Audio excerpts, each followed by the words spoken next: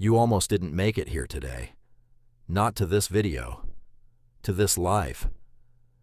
There were moments, and you know exactly which ones I'm talking about, where everything could have collapsed, where one decision, one night, one person could have taken you completely off track.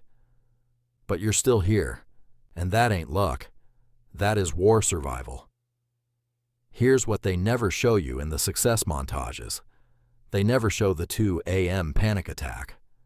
They never show the bank account hitting zero.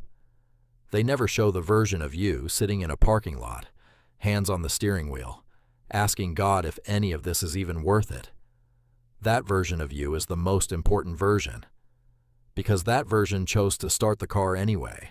That's not motivation. That's something deeper. That's the part of you that refuses to let your potential die, quietly, inside a comfortable life. In 1995, a young kid in Italy was out on the basketball court every single morning before the city even woke up. No crowd, no cameras, no guarantee any of it would ever mean anything. Just a ball, a court, and an obsession he couldn't explain to anybody around him. That kid was Kobe Bryant. He wasn't the most gifted player in the gym, but he was always the first one in and the last one out. And when people asked him why he pushed so hard, he said something most people aren't ready to hear. He said, "I'm not competing with anyone in this gym. I'm competing with who I was yesterday." That one shift in thinking, from competing with others to competing with your former self, that's what separates a career from a legacy. So who were you yesterday? And are you better than that person today? Now here's the uncomfortable truth nobody wants to say out loud. Most people aren't failing because life is unfair. Most people are failing because they are extraordinarily talented at avoiding the one thing that would actually change everything. Not the side hustle, not the morning routine, not the vision board, the hard conversation with yourself, the one where you sit in complete silence and admit, "I've been playing small. I've been choosing familiar over extraordinary. I've been protecting my ego instead of building my future." That conversation is where transformation actually lives. Not in the highlight reel, in the honest moment.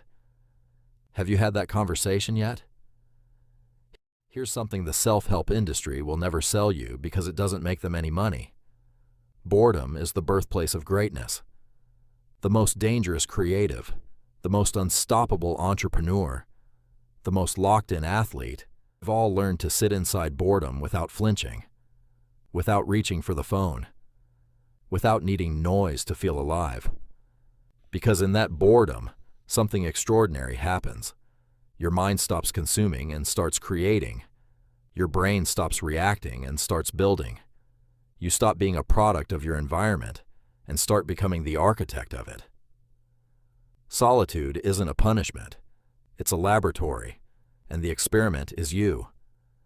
Let me tell you what nobody warned you about growth. It's going to make people uncomfortable. Not strangers. People who love you.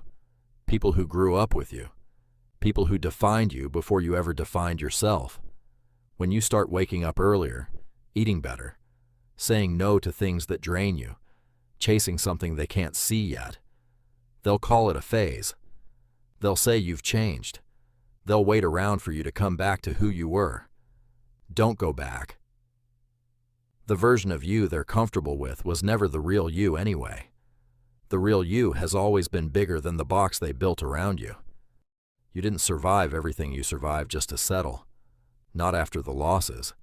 Not after the nights you rebuilt yourself with nothing but faith, stubbornness, and the flat-out refusal to let one chapter become the whole story. Here's what I need you to understand before this video ends. Your life is not a rehearsal waiting on the right conditions. The conditions will never be perfect. The timing will never be ideal. The fear will never fully go away.